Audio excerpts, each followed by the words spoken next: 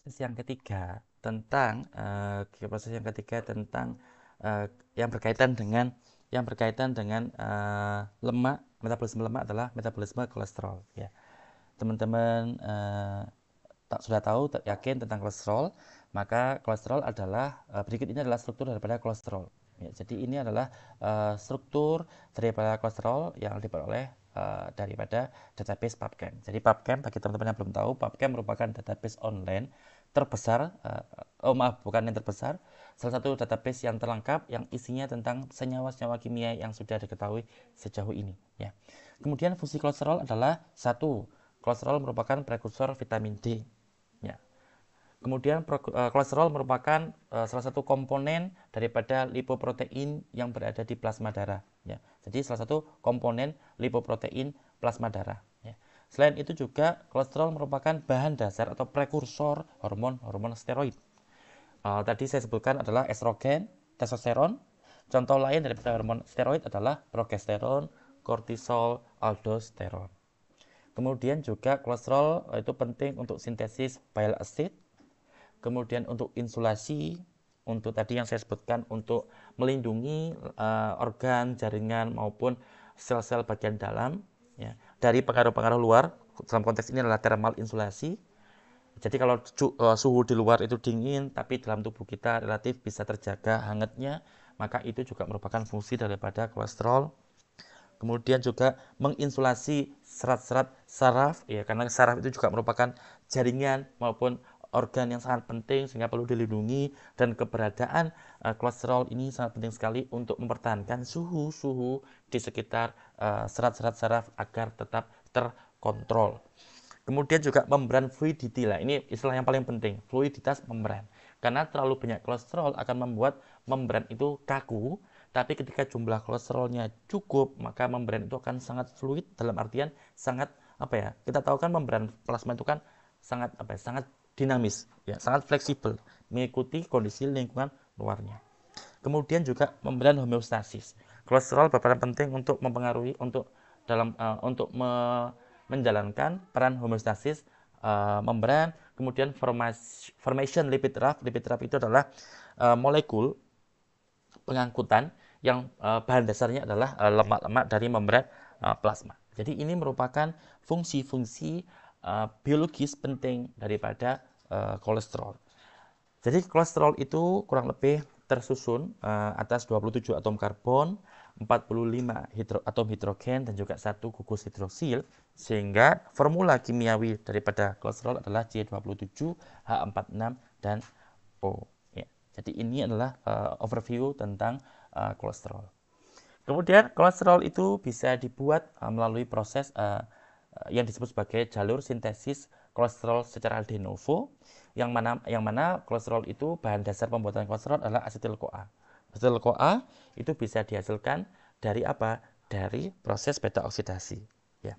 Beta oksidasi asetil-CoA akan diproses lebih lanjut sehingga diperoleh HMG-CoA. Ya, HMG itu sendiri merupakan singkatan dari hidroksi metil glutaril.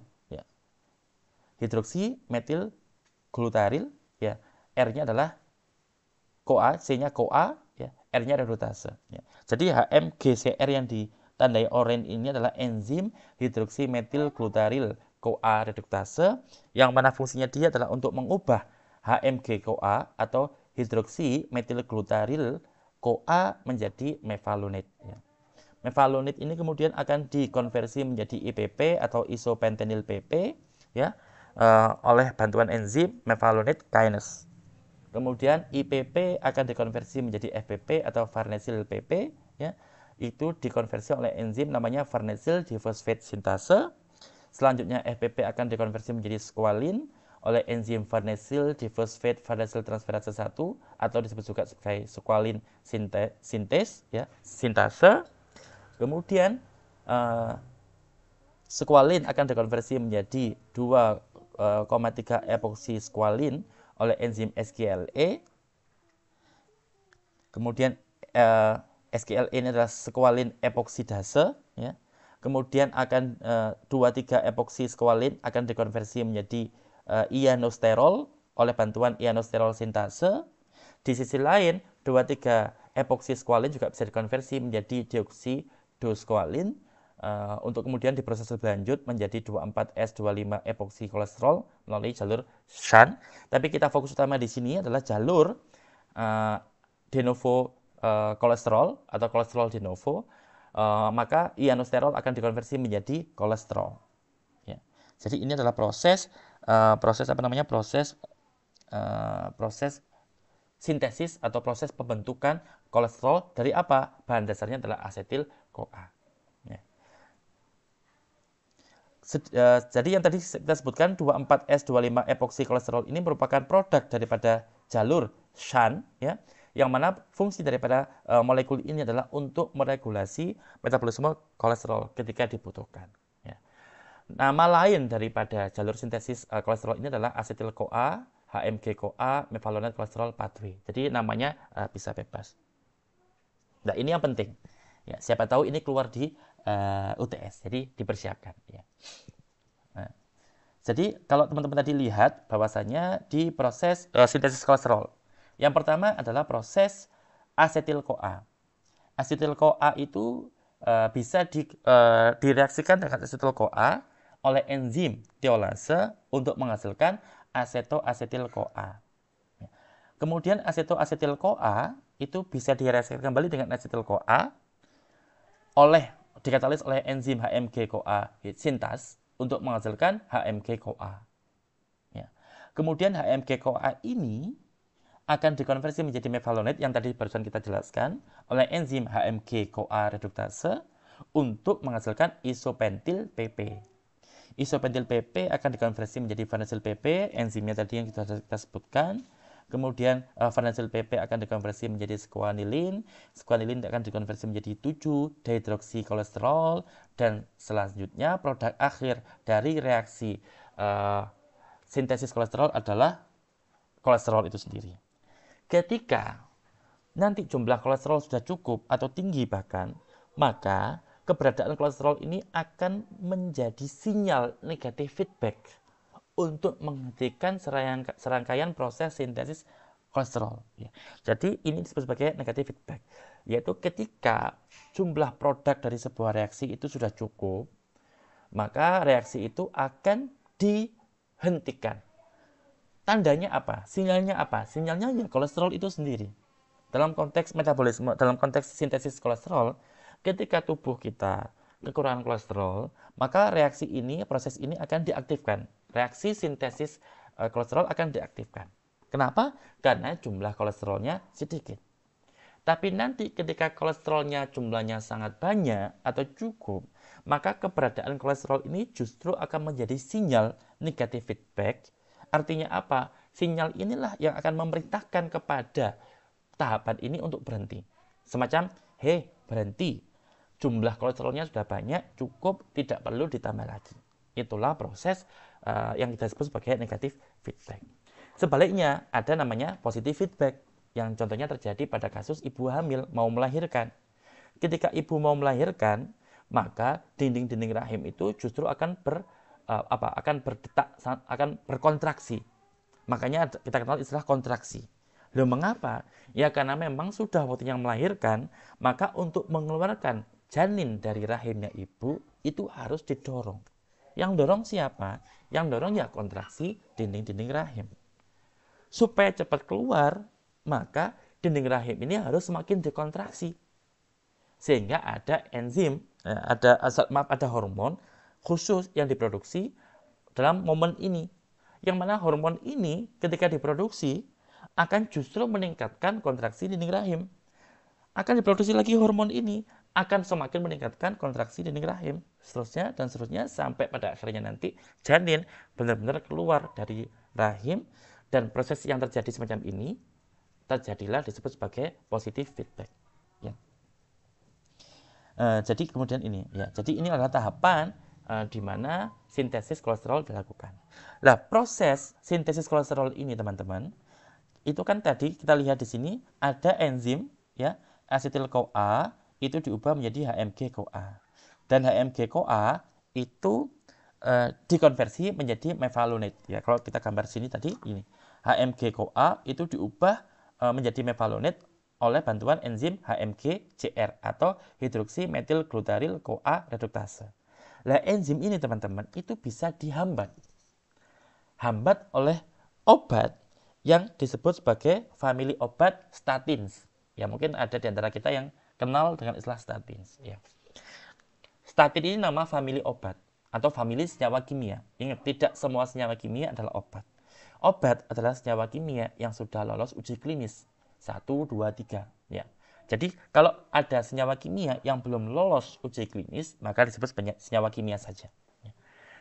Nah, statin ini merupakan sekelompok senyawa kimia yang digunakan untuk menurunkan kadar kolesterol darah, khususnya LDL atau low density lipoprotein.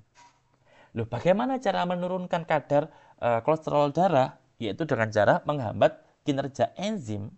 Yang enzim ini gunanya adalah untuk mengkonversi HMG-CoA menjadi mevalonate, dan mevalonate nanti seterusnya akan diubah menjadi kolesterol. Ya, ini mevalonate kolesterol. Ya. Sehingga kalau enzimnya itu dihambat kinerjanya, dengan apa menghambatnya? Dengan bantuan molekul atau senyawa kimia statin. Maka hormon ini akan enzim ini akan terhambat kinerjanya, sehingga mevalonate yang terbentuk juga akan sedikit. Karena mevalonate yang terbentuk sedikit, maka tahapan-tahapan berikutnya pun juga akan semakin sedikit produknya. Sampai produk akhirnya yaitu kolesterol akan juga menurun. Nah, ini menurun. Sehingga ketika dia menurun, maka kadar kolesterol dalam darah akan turun. Sehingga pada orang-orang yang mengalami penyakit meningkatnya kadar kolesterol darah, maka orang-orang akan meminum statin ini ya untuk menurunkan kadar kolesterol darah. Nah, ini juga ada kejadian kemarin. Biasanya ketika musim hari raya Idul Adha, ketika orang-orang banyak menyembelih domba, sapi, ya, mereka makan banyak lemak, ya. Mereka berkeyakinan bahwa dengan makan statin, minum statin, maka efek buruk daripada kolesterol yang diperoleh dari makanan-makanan berlemak tadi akan turun. Ya.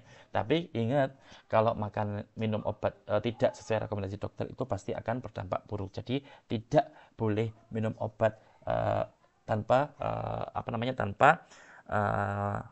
resep dokter. Ya. Kecuali kalau untuk obat-obat generik, ya, misalkan kayak contoh Bodrex, obat penurun panas, atau kalau anak-anak Bodrexin, itu pun tetap ada aturan pakainya, ada dosis pakainya.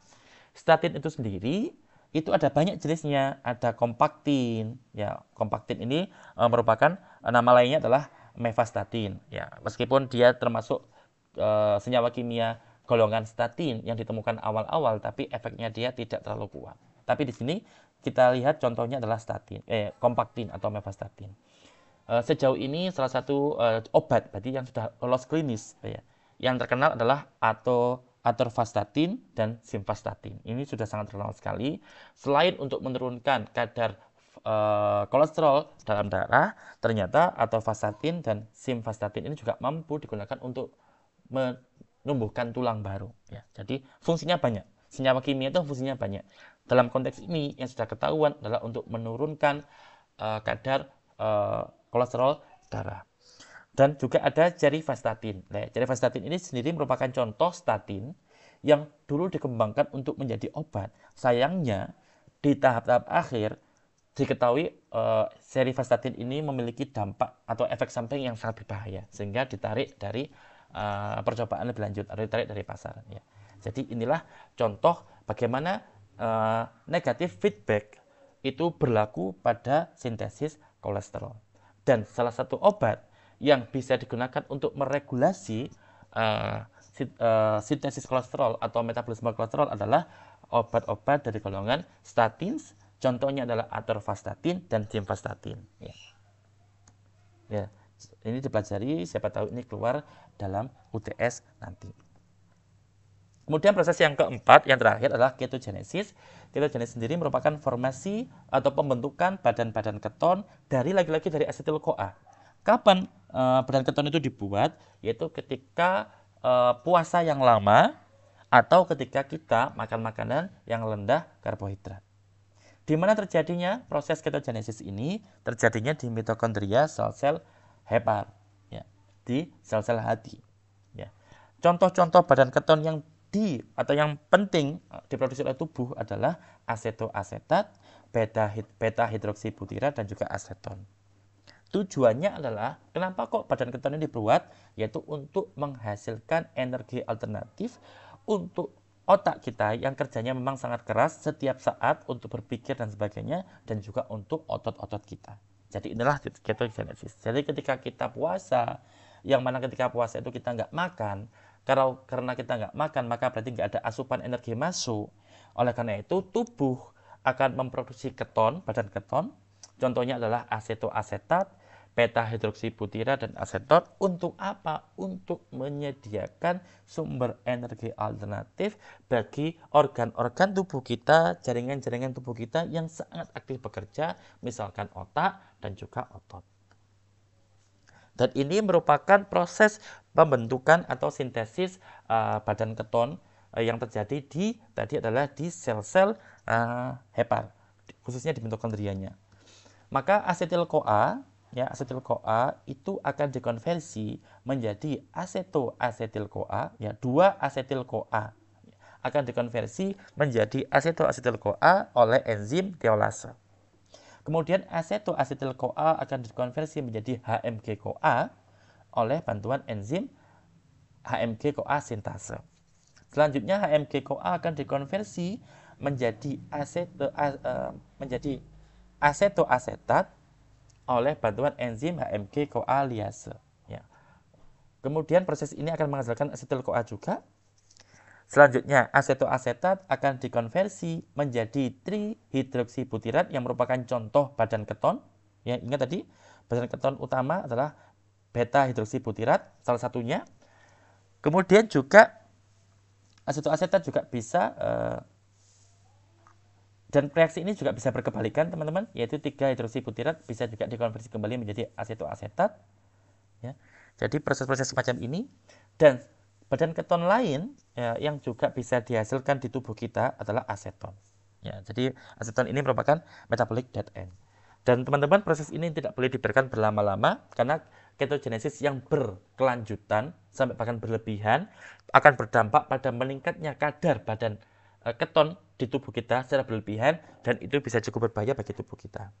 Dan ini merupakan tahapan prosesnya. Ya. Prosesnya sudah saya jelaskan barusan, jadi ini adalah rangkumannya. Jadi kemudian ini adalah proses-proses yang penting berkaitan dengan metabolisme lemak. Yang pertama tadi adalah lipogenesis, kemudian yang kedua tadi adalah beta oksidasi asam lemak, yang ketiga adalah metabolisme kolesterol, dan yang keempat adalah ketogenesis. Ya, kita akan lanjutkan untuk regulasi metabolisme lemak.